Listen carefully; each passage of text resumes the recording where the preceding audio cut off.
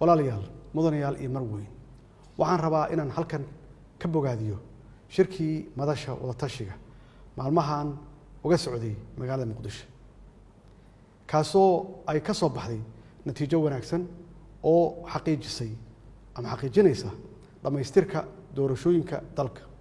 Shirkaasi waxaa laga soo saaray warmurtiyeed ka jawaabaya tabashooyinkii laga qabay habsami u socodka doorashooyinka iyo sidii looga gudbi lahaa caqabadihii ku gudbanaa geedi socodka doorashada.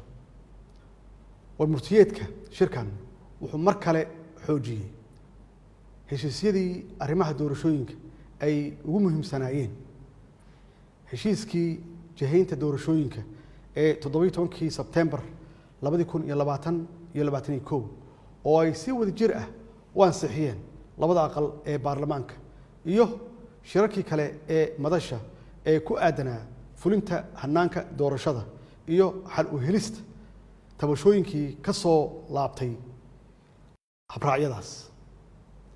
Soomaaliya maanta ma joogto xilli la isriixo la isculaadiyo lana kala qaybsamo. Dhammaanteen waxaa mas'uuliyad naga saaran tahay inaan dhowrno sharafta iyo dowladnimada dalkeena. Jidka kaliya ee looga baaqsan karo caqabadaha waa in madaxda dowlad goboleedyada ay qaataan doorkooda hogaamineed ee kaga aadan fulinta iyo dhamaystirka doorashada xildhibaanada golaha shacabka ee haatan socda.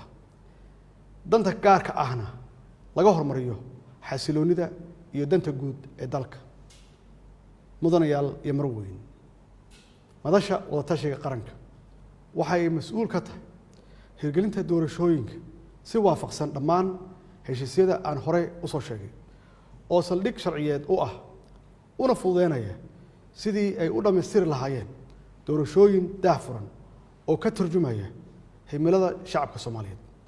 Sidaas awgeed waxaan ku adkeenayaa madaxda madasha wada tashiga inay ka dhabeeyaan fulinta qodobada ku xusan warmurtiyeedkooda ayna hirgeliyaan jadwalka doorashada oo ay isla qaateen oo si cad u qeexaya muddada lagu dhamaystirayo doorashooyinka dalka.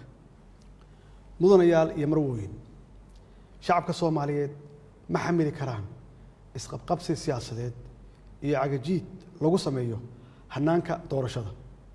Waxaan alla ka baryaynaa inuu doorashadan noogu dhameeyo jawi nabdoon naguna hago dhabaha horumarka iyo baraaraha. وبالله التوفيق والسلام عليكم ورحمة الله وبركاته.